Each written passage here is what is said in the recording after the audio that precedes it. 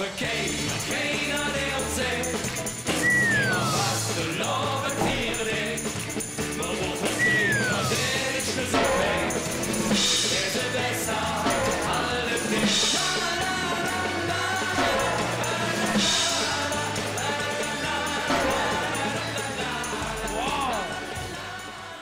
Ne, auf jeder Veranstaltung gehört ein schöner Mann. Hier bin ich.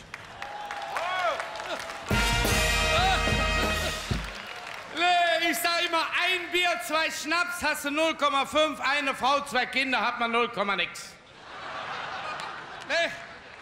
Ich hab nur Pech gehabt vorige Woche, nur Pech. Montag zieh ich mir ein Hemd an, reiß den Kragenknopf. Dienstag pack ich die Aktentasche, hab ich den Griff in der Hand. Mittwoch schlag ich in der Nadelwand, bricht der Stiel ab. Donnerstag trinke ich ein Bier, hab ich nur noch der Henkel in der Hand. Meinen Sie, ich habe am Freitag noch Mut gehabt, alleine Pipi machen zu gehen? Ich habe schon an der Theke mit einem gesprochen, wir haben einen Kölsch getrunken. Sagte, ich habe nur Pech gehabt, nur Pech. Ich wollte mir das Leben nehmen, ich habe mich vom Zug geschmissen. Kam kein Zug, kennst ja die Bundesbahn. Da wollte ich mich aufhängen, ist der Strick gerissen.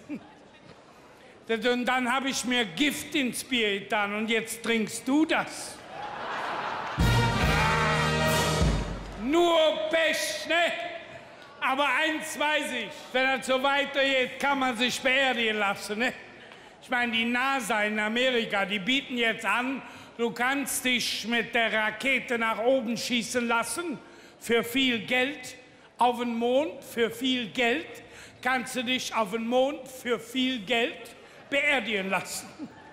Das kann man billiger haben. Man lässt sich in Düsseldorf beerdigen, ist man direkt hinterm Mond.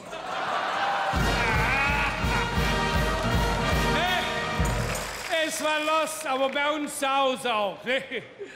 Der Opa fährt mit dem Fahrrad los, der Oma ruft hinterher. Wo fährst du hin? Zum Friedhof. Sagt ihr, wer bringt das Fahrrad zurück?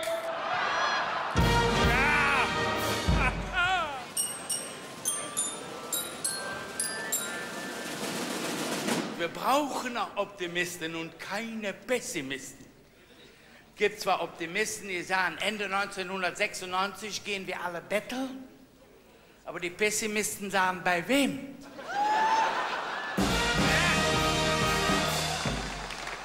Geld ist ja ein Thema, ne? Ich lege mein Geld sowieso in Steuern an, die steigen bestimmt.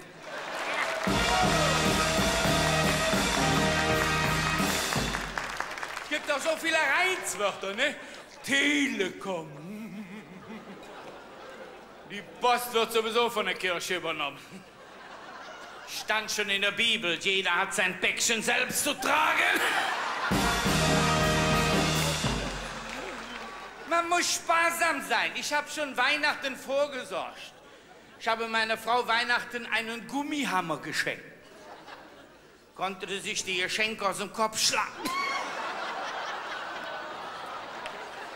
Mein Freund sagt zu mir, du hast am Hinterkopf aber eine dicke Beule. Ich sage, das ist von meiner Frau, das ist der Solidaritätszuschlag.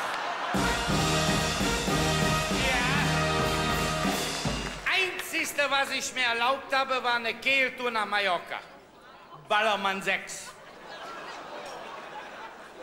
Meine Frau hat mich am Flugplatz verabschiedet, sagt sie zu mir, hör mal, hast du zum Abschied kein Bild mit von dir? Ich sag, ja, ich habe noch ein Bild mit von mir, von Sylt, vom FKK-Strand. Oma stand dahinter, setzt und ich krieg kein Bild. Ich denk, die Oma sieht schlecht. Teilt sie das Bild in der Mitte durch, gibst du der Oma das Unterteil. Die sieht ja schlecht. Guckt sie drauf, setzt sie, guck mal, genau wie Opa, immer schlecht rasiert und die Krawatte hängt schief. Ich habe gesagt, lieber Gott, warum ist meine Frau so schön? Kommt die Stimme von oben, damit du dich für sie interessierst. Ich sag, lieber Gott, warum hat meine Frau so ein liebes Wesen? Kommt die Stimme wieder von oben, damit du dich in sie verliebst. Ich Sag, lieber Gott, und warum ist die so blöd? Kommt die Stimme wieder von oben, die muss sich ja auch in dich verlieben. Der eine ist alt geworden in Deutschland, das ist Johannes Hesters, ne? Wie der 100 war ich persönlich da, ich habe ihn gesehen. Persönlich, Johannes Hester. Er saß da in seinem Stuhl, guckt auf seine Füße. Sagte, ach, ihr Füße, ihr habt mich auf so viele Bühnen getragen. Jetzt seid ihr auch 100 Jahre alt geworden. Sieht er seine Hände, sagt er, ach, ihr Hände. Ihr habt so viele schöne Frauen streichseln können. Jetzt seid ihr auch 100 Jahre alt geworden. Und wie er so an sich runterguckt, sagt er, wenn du nicht so früh gestorben wärst, wärst du auch 100 Jahre alt geworden. Kommt einer beim Doktor raus, so geht er, so. Sag, was ist mit dir? Der Doktor hat gesagt, ich soll mich rektal ernähren. Ich sag, warum gehst du so komisch? Ich sag, ich bin eine Bonbon am Lutschen. Machen ja was mit der Gesundheitsreform. Ich habe einen Freund, der hat sich jetzt die Zähne in China machen lassen. Der hat vielleicht ein Gebiss doch. Der kann die Pflaumen durch die Jachtentürchen essen. Da regen sich alle auf über diese 10 € Praxisgebühr pro Quartal. Bestell dir mal eine Flasche Sekt, da hast du 4 Quartale versoffen hier. Ehrlich, da bist du mit einer Flasche Quartalsäufer. Früher haben sie Witze gemacht über Omas dritte Zähne. Heute sind wir froh, wenn wir sie erben.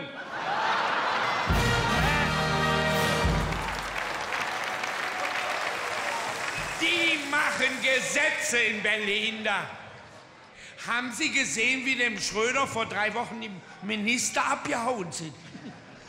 Wenn er noch mehr laufen gehen, sieht er bald so aus wie der Direktor von der Augsburger Puppetkiste. Jetzt hatte er wieder eine Hiobsbotschaft. Seine Frau Doris sollte schwanger sein. Aber es war nichts, sie hatte nur eine Olive verschluckt. Aber die Minister, Scharping wollte auch zurücktreten. Aber dem sind die Füße eingeschlafen.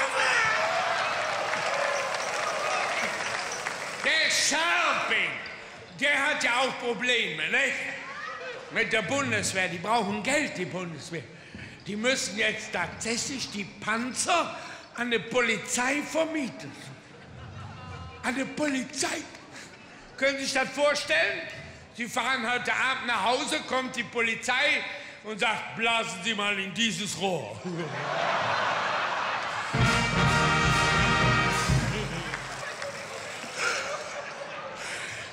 Das kann nur Dolly Buster. Aber die ganze Minister, ehrlich, wie heißt der eine? Eichel. Eichel. Der ist ja so geizig. So geizig. Der fliegt mit dem Bundeswehrflugzeug auf unsere Kosten. Geizig. Jetzt haben sie auf dem Bundeswehrflugzeug schon das Eiserne Kreuz abgemacht. Haben sie schon ein Moorhuhn drauf gemacht. Der ist so geizig. So geizig. Wenn der in eine Anzone reinjubelt, stoppt er sich noch 2 Paar Socken in die Hosentasche. So geizig. Silvester schmeißt er eine Frosch aus dem Fenster und knallt mit der Tür.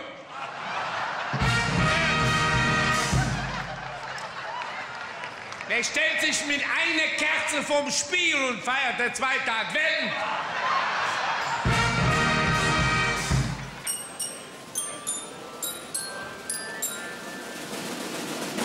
Alles wird teurer, das Telefonieren wird teurer, die Post wird jetzt sowieso von der Kirche übernommen. Stand doch schon in der Bibel, jeder hat sein Päckchen selbst zu tragen. Bei den viele Kirchenaustritte, kriegen die nicht mehr so viel Kirchensteuer. Wenn du jetzt beichten gehst, kommst du nicht mehr mit 2 Vaterunser aus. Wir haben jetzt einen Bußgeldkatalog. Einmal Lügen, katholische Kirche 50 Mark, evangelische Kirche 30 Mark. Einmal Stehlen, katholische Kirche 100 Mark, evangelische Kirche 80 Mark. Einmal Fremdgehen, katholische Kirche 200 Mark, evangelische Kirche 500 Mark. Ja, da bin ich aber zum evangelischen Pastor. Ich sag, hör mal, warum ist das bei euch so teuer? Die Katholischen nehmen nur 200 Mark dafür. Ach, sagte, die wissen doch gar nicht, wie schön das ist. Die Jungs, die leben ja im Zölibat. Zölibat. Meine Frau sagt immer, weißt du, was Zölibat ist? Das ist eine Krankheit. So wie Rheuma. Eine Art Gliederschmerz. Guck mal, sie erklärt ihm das jetzt auch noch.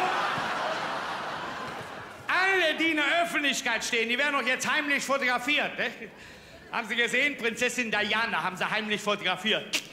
In der Strampelhose da. Edelzwicker. Jetzt haben sie den Papst auch heimlich fotografiert. Sie haben den Papst heimlich fotografiert. Er bohrte gerade in der Nase. Er schrieb einen Brief an die Korinther. Den Papst kennen Sie ja, ne? Der fährt ja seinen Manta tiefer gelegt, damit er beim Bodenküssen nur noch die Tür aufmachen braucht. Der Papst hat ja jetzt Besuch gehabt, nicht? Da waren die Werbefachleute von Coca-Cola da. Haben die gesagt, lieber Papst, wir geben Ihnen 50 Millionen $, wenn Sie das Wort Coca-Cola mit ins Vaterunser einbauen. Hat der Papst gesagt, unmöglich, unmöglich. 8 Jahre später waren die wieder da.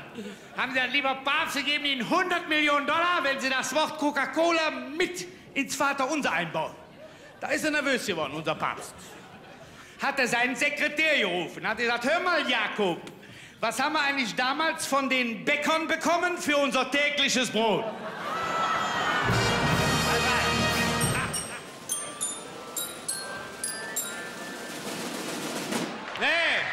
Meine Frau, jetzt hat die eine 610-Mark-Job. Die passt jetzt auf die Kinder von unserer Putzfrau auf. Also ich habe mir das Geld direkt genommen. Ne? Ich bin zur Bank gegangen, ich sag zu dem Bankdirektor, wenn ich das jetzt anlege, ne? Und Sie machen Pleite, was ist dann? Dann haftet die Landeszentralbank. Ich sag, was ist denn, wenn die Pleite macht? Dann haftet die Bundesbank. Ich sag, was ist denn, wenn die Pleite macht? Dann haftet die Bundesregierung. An der Spitze unser Bundesfinanzminister Weigel. Ich sag, was ist denn, wenn der nicht mehr gewählt wird? Das wird Ihnen doch wohl 610 Mark wert sein. Der Weigel, der Weigel. Der will ja an unser Gold. Ne? Unser Opa hat so viel Gold im Mund, der schläft nachts mit dem Kopf im Safe. Also die ganze Politiker, man hört und sieht, also die regen mich auf. Ne? Wer am meisten ja jetzt ist ja dieser, wie heißt der aus Amerika? Clinton. Der ist arm dran, der Junge. Also ich stelle mir das so vor, der stellt sich in der Unterhose vor der Praktikantin und sagt, das ist das Weiße Haus.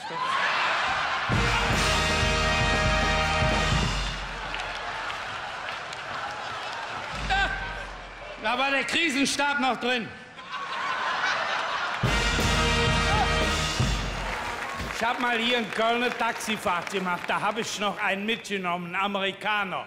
Wir kommen hier über die Aachener Straße am Müngersdorfer Stadion vorbei. Sagt er, oh, what is that? Sagt er, das ist das Müngersdorfer Stadion, das haben wir umgebaut. 40.000 Zuschauer in 1,5 Jahren. Oh, sagt er, wir in Amerika, wir bauen ein Stadion für 100.000 Zuschauer. In einem Jahr, jetzt kommen wir an der Köln-Arena vorbei. Sagt er, oh, sagt er, what is that? Sagt, das ist die Köln-Arena, 18.000 Zuschauer haben wir gebaut in 2 Jahren. Oh, sagt er, wir in Amerika, wir bauen eine Arena für 50.000 Zuschauer in 6 Monaten. Ich denk dem Chrisse. Wir kommen am Kölner Dom vorbei. Oh, what is that? Ich sag, kann ich dir nicht sagen. Ich bin seit vorher Woche hier nicht mehr vorbeigekommen.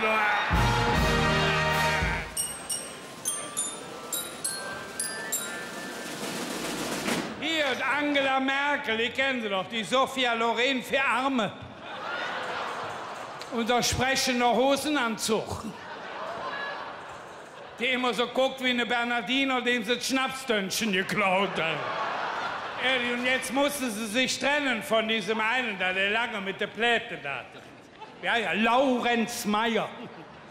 Ja, der hat ja auch einen tollen Wahlspruch, ne? Man muss nicht immer nehmen, man muss sie auch mal geben lassen können. Ich sage ja immer, ne? Wenn alle Politiker so nebenbei Geld verdienen. Ich habe eine Zeitung gelesen, wir sind wirtschaftlich schon direkt hinter Kuba. Vorige Woche habe ich den Fidel Castro im Fernsehen gesehen. Sagt meine Frau, guck mal, der Thierse, der trägt jetzt eine Uniform.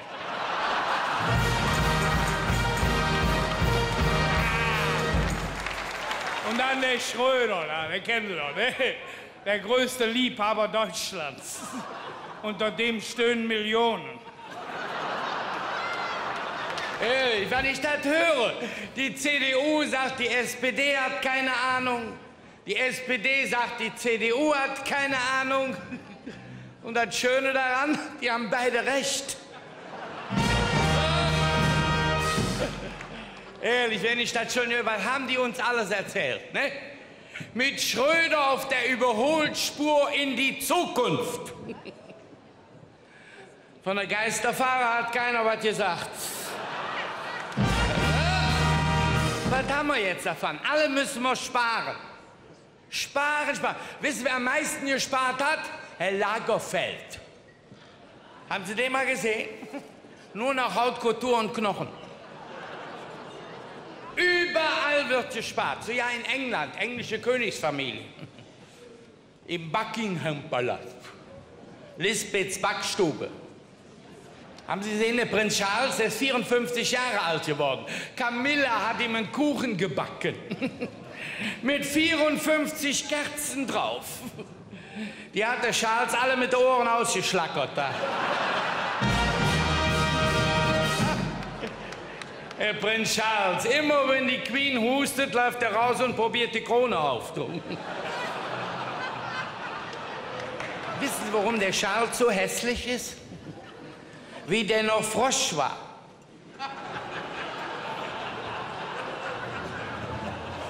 Haben Sie dem anstatt zu küssen 10-mal jene Wand geschmissen. Der heiratet die Camilla. Die haben schon gesagt, wenn die beiden heiraten, wollen sie keine Kutsche haben. Die haben Angst, dass sie die Camilla davor spannen.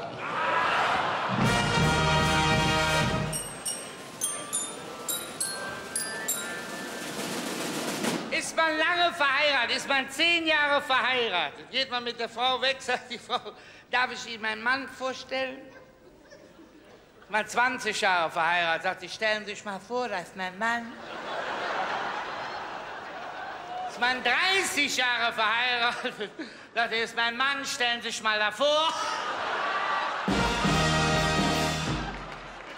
Ich habe einen Freund. Das ist so ein Brocken, so ein Junge ist das. So eine kleine, so eine Setzgassen-Rambo. Der ist verheiratet mit so einer Frau. So, die muss aus dem Harz sein. So ein Brocken. Die hat solche Herzkranzgefäße. Ich wusste gar nicht, dass man Sprengstoff so offen lagern kann. Trägt immer enge Bluse. Wenn die tief Luft holt, beschießt sie die Nachbarschaft mit Knöpfen.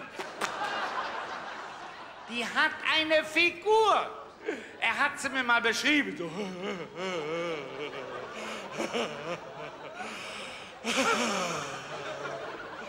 Ich sag, boah, ja, sagt er, das ist erst der Kopf.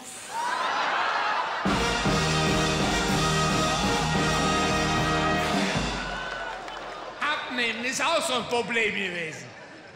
Ich hatte so ein schönes Mittel zum Abnehmen. ein Mittel zum Abnehmen. Ich habe immer 2 Viagra genommen. 2 Viagra. Dann nimmst du von ab. Wenn die zur Wirkung kommen, kommst du mit den Händen nicht mehr an den Kühlschrank.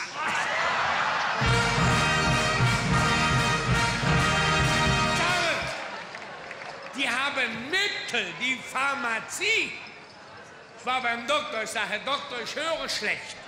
Ich höre so schlecht, ich kann meine eigenen Blähungen nicht mehr hören. Da habe ich Mittel für, morgens, mittags und abends. Ich sage, Herr Doktor, kann ich dann besser hören? Ich sagte, nein, aber die Blähungen werden lauter. Hier, da oben, wie heißt das? Hier, BSE. BSE. Ich habe gehört, die Krankheit kann in Düsseldorf nicht auftreten. Da braucht man nämlich Gehirn für. Das ist eine Krankheit. Ich habe so eine Angst vor das Kranken. So eine Angst vor BSE. Ich gehe schon nicht mehr in eine Bäckerei, wenn die Hörnchen verkaufen. Du. Die Krankheit ist schlimm. Lieber BSE. BSE ist so schlimm. Er ist lieber Alzheimer. Alzheimer ist besser. Es ist immer besser zu vergessen, ein Bier zu bezahlen, wie es zu verschütten.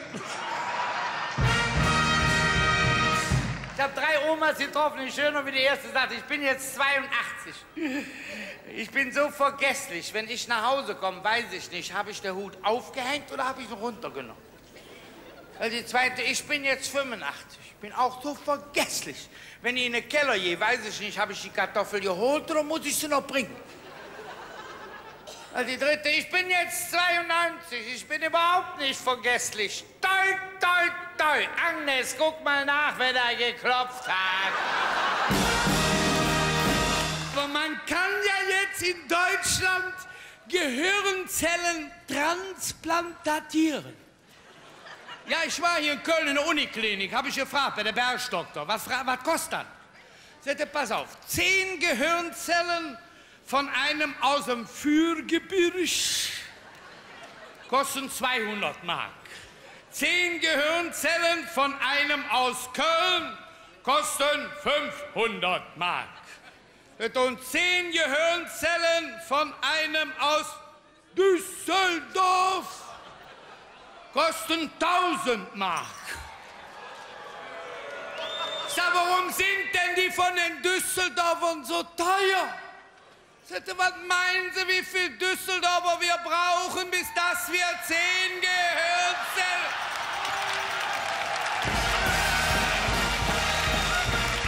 Was ist mit dir, Don Kosaco? Was hast du so weiße Ohren? Hast du deine Mailbox abgehört?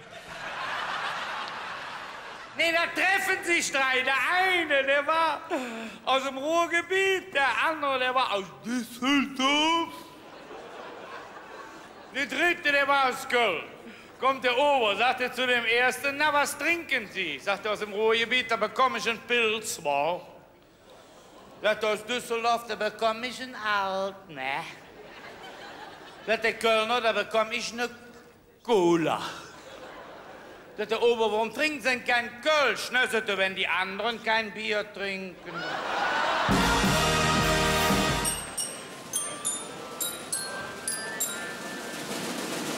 Meine Frau sagt zu mir, das hast du alles aus dem Fernsehen. Du gehst jetzt mal raus in die Stadt und kaufst mal was Ausgefallenes zu essen. Du gehst jetzt mal in die Stadt und kaufst Schnecken. Ich bin in die Stadt gegangen, ich habe 40 Schnecken gekauft. Habe ich mir alle in die Tasche getan. Auf dem Heimweg habe ich noch einen Kumpel getroffen, haben wir 1, 2, 3, 4, 5 Stunden Bier getrunken. Oh, da fehlen mir die Schnecken. Ich denke, deine Frau reißt dir den Kopf ab. Ich nach Hause, vor der Haustüre habe ich die Schnecken schön in 2 Reihen aufgestellt. Ich habe geklingelt, die macht die Tür auf, ich sag, hopp, hopp, hopp, nur noch ein paar Meter, dann sind wir zu Hause. Ich musste letzte Woche noch in die Schule kommen. Die Lehrer, ihr Sohn ist ja so begabt, der kann ja malen, der kann ja zeichnen. Der hat letzten Sommer auf der Schulwand einen Geranientopf gemalt. Der war so echt. Unser Hausmeister hat dem 3 Wochen Wasser gegeben. Da ist ja noch ja nichts. Der hat bei uns zu Hause um den Kachelofen Claudia Schiffer oben ohne gemalt. Der Opa hat schon zweimal den Finger verbrannt. Ja. Ich habe ja diese Nacht noch geträumt. Ich habe geträumt, ich hätte einen riesengroßen Champignon gegessen. Ein riesen Champignon. So ein Champignon. Wie ich heute Morgen wach wurde, war das Kopfkissen weg. Jetzt fahre ich immer mit meiner Tochter Deborah durch den Wald mit dem Mountainbike. Vorige Woche sind wir mit dem Mountainbike gefahren. Hat die Deborah doch glatt mit dem Mountainbike eine kleine Biene überfahren. Sagt Deborah, das ist nicht gut. Jetzt kriegst du 6 Wochen keinen Honig mehr. Wir sind weitergefahren. Etwas später habe ich ein kleines Vögelchen überfahren. Ein kleines Vögelchen! Guckt die Deborah mich an, sagt, Papa, soll ich es der Mama sagen? Du sagst es selber. Ich habe einen Freund, der hatte ein Rendezvous mit seiner Freundin und vorher noch ein Essen mit ihren Eltern. Ist einen Tag vorher zum Apotheker gegangen und sagte, Herr Apotheker, ich habe morgen ein Rendezvous. Sie wissen schon, was ich brauche. Der Apotheker schiebt ihm so ein Päckchen über die Theke. Sagt der Herr Apotheker, ich habe gehört, die Mutter, die ist auch noch ganz lustig. Geben Sie mir mal noch ein Päckchen. Die sitzen abends beim Dinner, macht er immer so. Sagt die Freundin, hör mal, du konntest mir auch sagen, dass du keine Tischmanieren hast. Sagt er, du konntest mir auch sagen, dass dein Vater Apotheker ist. Da kamen welche an, 3 Stück, sagt der Petrus zu dem ersten, wie oft bist du fremdgegangen? Sagt er, 21 Mal. Oh, sagt der Petrus, da habe ich für dich einen Trabi, kannst du mit durch den Himmel jürgen? Hat er den zweiten gefragt, sagt er, wie oft bist du fremdgegangen? Sagt er, 8 Mal. Sagt der Petrus, in Ordnung, kriegst du einen Mittelklassewagen, kannst du mit durch den Himmel jürgen? Hat er den dritten gefragt, sagt er, wie oft bist du fremdgegangen? Sagt er, überhaupt nicht. Sagt der Petrus, da habe ich für dich einen Cadillac, Cabrio. Schönste Auto, kannst du mit durch den Himmel jürgen? 3 Tage später sitzt er in dem Auto, ist am Heulen, ist am Weinen. Kommen die 2 anderen und sagen, hör mal, warum weinst du? Du hast von uns allen hier das schönste Auto. Sagt der Mensch, ich habe meine Frau soeben getroffen, die ist hier oben mit einem Skateboard unterwegs.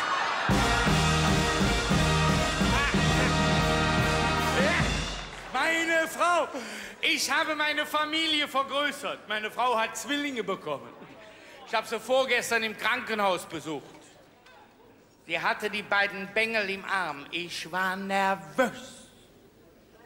Mir jitschten die Tränen aus den Augen.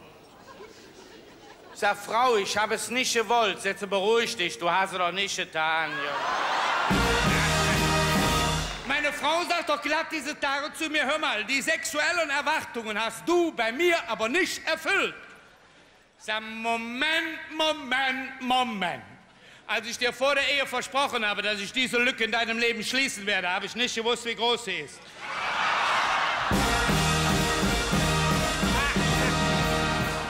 Ich habe da einen Onkel, 80 Jahre, der war jetzt beim Doktor. Jetzt hören Sie mal, Herr Doktor, ich packe das nicht, Meine Frau ist schwanger. Dr. Hut ab für ihn, 80 Jahre. Hören Sie mal, Herr Doktor, das pack ich nicht. Meine Frau ist 35 und ich bin 80 und die ist schwanger. Das pack ich nicht. Bitte, Doktor, hören Sie mal, da muss ich Ihnen mal eine Geschichte erzählen. Stellen Sie sich mal vor, Sie sind Jäger. Sie gehen durch den Wald, kommt Ihnen ein Hase entgegen. Sie haben keine Flinte mit.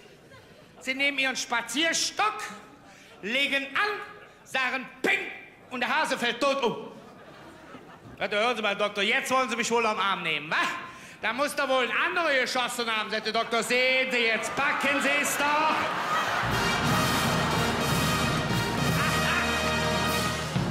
So ist das im Leben. So manches Gute und auch Böse wird dir beschert. Doch das Butterblümchen, das Leben ist trotzdem lebenswert. Alle auf!